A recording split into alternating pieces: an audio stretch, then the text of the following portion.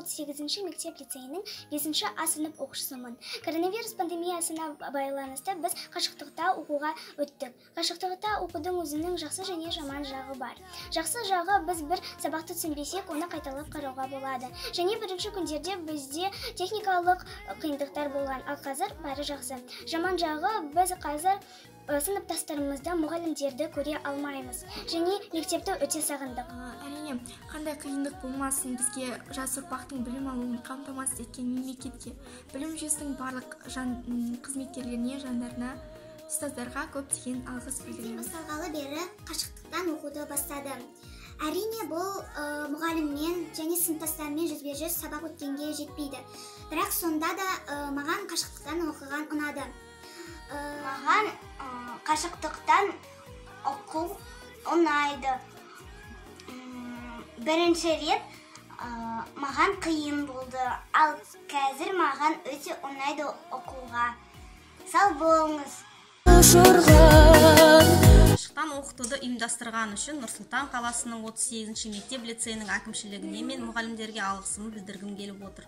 Біздің балаларды қашықтан оқытуды шебер және кәсіби ұйымдастырғаныңыз үшін сіздердің еңбектеріңіз, кәсібилігіңіз, сезімталдығыңыз және ұстаздық таланттарыңыз үшін, байланыста болатын туындаған мәселелерді шешуге жедел көмек көрсеткеніңіз үшін, шыдамдылық пен қамқорлығыңыз үшін көп рахмет. Нұр-Сұлтан қаласының 38-ші мектеп лицейінің мұғалімдерінің ұжымына үлкен алғысымды білдіргім келеді. Ұстаздар, ата-аналар, оқушылар, осы Қазақстанда күрделі жағдайда балаларды білімнен қалмасын деп уақытында онлайн сабақтар беріп жатырсыздар. Сіздердің төзімділіктеріңізге өте көп рахмет айтамыз. Үлкендер қауымынан бірігіп, біршілік көрсеткендеріңізге өте үлкен рахмет. Нұр-Сұлтан қаласының нөмір 38-ші мектеп лицейінің ұстаздары, сіздерді карантин кезінде оқушыларға білім процесін үзбей жалғастырып, олардың сапалы тәрбие, білім алу ісін жалғастыруларыңызға шын жүректен алғысымызды білдіреміз. Еліміздің болашағы білімді ұрпақтың тәрбиесін, білімін күнде ұштау қажет. Осы істеріңізге әрқашанда жетістік тілеймін. Сәлеметсіздер ме? 38-ші мектеп мұғалімдеріне алғысымызды білдірек дегенбіз. Әсіресе Рошан Жұмажановаға, басқа да мұғалімдерге мынау қиын қыстау кезеңде, карантинде балалар үйде отырғанда күндемей, түндемей қашықтықтан балаларды оқытып, көп жәрдем еттіңіздер. Үлкен рахмет сіздерге. Құрметті 38-ші мектеп лицейінің ұстаздар қауымы, қазақта білім инемен құдық қазғандай дейді. Жалпы адамзат баласы ұстаздың алдында мәңгі борыштар екені сөзсіз. Тұтас еліміздің ұрпағының білімі мен тәрбиесі сіздердің қолдарыңызда. Бүгінгіде ел басына күн туындаған шақта білім процесін үздіксіз жүргізу мәселесі туындады. Осы ретте сіздер өздеріңіз үшін жаңа бір әдіс қашықтан оқыту процесін игеріп жатырсыздар. Және сіздердің қажыр қайраттарыңыз бен орасан зор еңбектеріңіздің арқасында бұл процестерді де сәтті бастап абыройлы аяқтайтындарыңызға кәміл сенемін. Және келер ұрпақ алдындағы, мемлекет алдындағы міндеттеріңізді абыройлы орындауларыңызға шын жүректен алғысымды білдіремін. Сіздерге творчестволық табыстар тілеймін. Менің есімім Мейрамгүл. Қашықтықтан білім беру педагогтар үшін де, балалар үшін де оңай шара болған жоқ. 4-ші тоқсан басталғаннан бері көптеген қиындықтар болды. Алайда біздің сынып жетекшіміз Шерезан Салтанат Бекболатовна білім дарын онлайн платформаларынан қосымша сабақтар берді. Және де сонымен қатар бейне сабақтар түсірді. WhatsApp мессенджер арқылы толық ақпараттарды беріп отырды. Бұл ретте қашықтықты оқыту маңыздылығын түсініп, шыдамдылық танытқанымыз абзал. Номер 38-ші мектептің ұстаздарына және де Шерезан Салтанат Бекболатовнаға алғысымызды білдіргіміз келеді. Здравствуйте, я Гульнара Бисари, мама ученика лицея номер 38.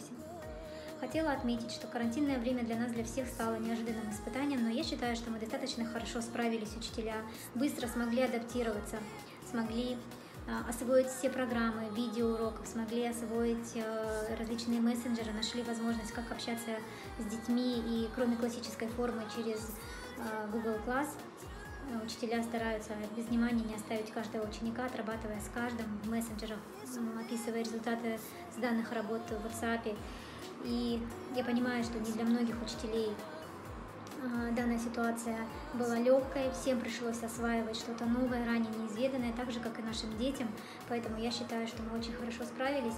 Ну и на будущее, я думаю, мы теперь точно должны понимать, что цифровизация – это будущее, и что мы должны быть готовыми к тому, что в любой момент изучать все в режиме онлайн, и не только обучение, но и документирование. Возможно, в будущем будут учебники онлайн, чтобы дети не таскали с собой тяжелые книги. Выражаю благодарность за то, что мы все вместе смогли сделать так, чтобы наши дети не были оторваны от учебного процесса. Благодарю. Ал 38-ші мектептің ұстаздарына мың алғыс сіздерге. Осындай төтенше жағдай қиыншылық кезде қашықтан оқытып жатқандарыңызға, еңбектеріңізге рахмет. Оразаларыңыз қабыл болсын. Алла денсаулық берсін сіздерге. Аман болыңыздар. Мың алғыс сіздерге. Осы қиын уақытта ұстаздар балаларымызға аянбай білім үйретіп жатсыздар. Сіздерге алғысым шексіз. Аялап отырған әлпештеген бұған әріптерді жындырып оқу білім öğretken rafını sözü muhalif.